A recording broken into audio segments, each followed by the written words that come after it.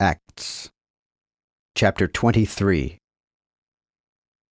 And Paul beheld earnestly the council, and said, Men and brethren, I have in all good conscience served God until this day.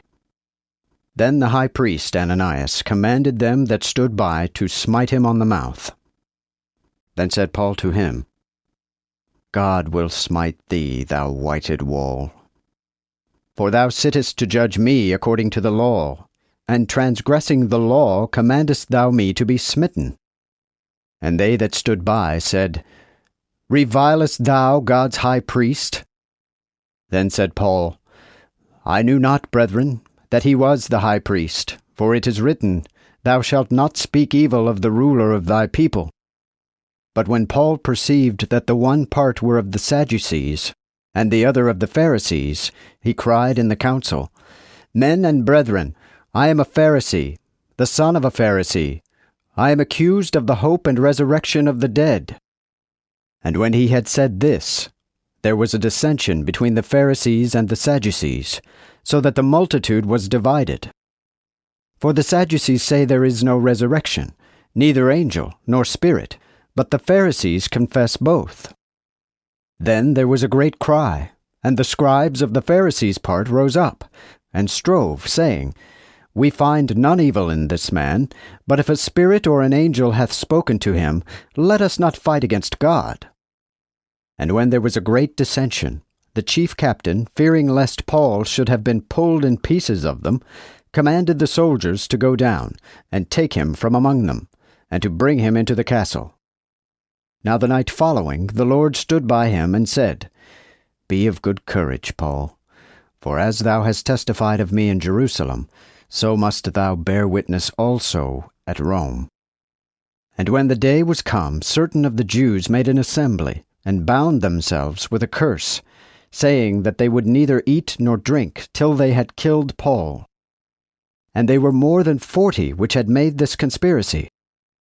And they came to the chief priests and elders, and said, We have bound ourselves with a solemn curse, that we will eat nothing until we have slain Paul. Now therefore ye and the council signify to the chief captain, that he bring him forth unto you tomorrow, as though you would know something more perfectly of him. And we, or ever he come near, will be ready to kill him. But when Paul's sister's son heard of their laying await, he went and entered into the castle, and told Paul.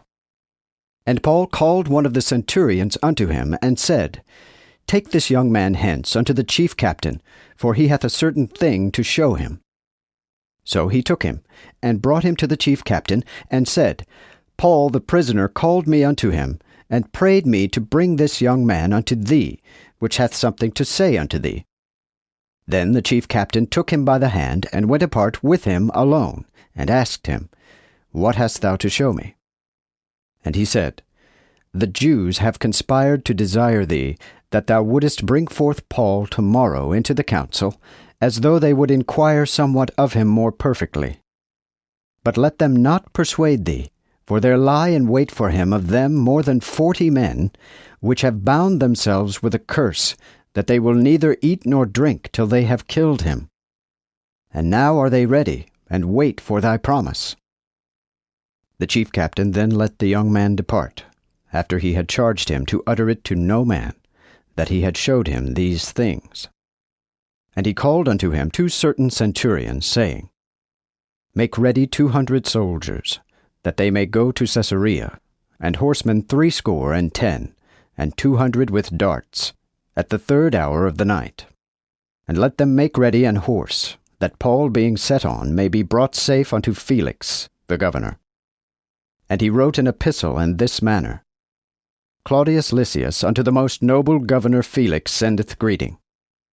As this man was taken of the Jews, and should have been killed of them, I came upon them with a garrison, and rescued him, perceiving that he was a Roman.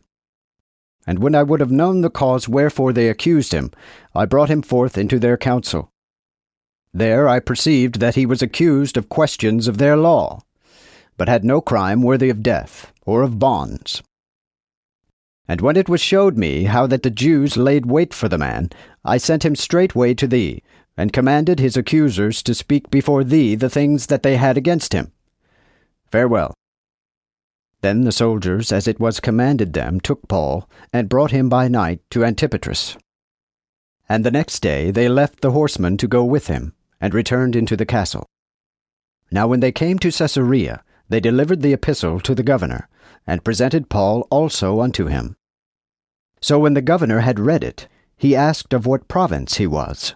And when he understood that he was of Cilicia, I will hear thee, said he, when thine accusers also are come, and commanded him to be kept in Herod's judgment hall.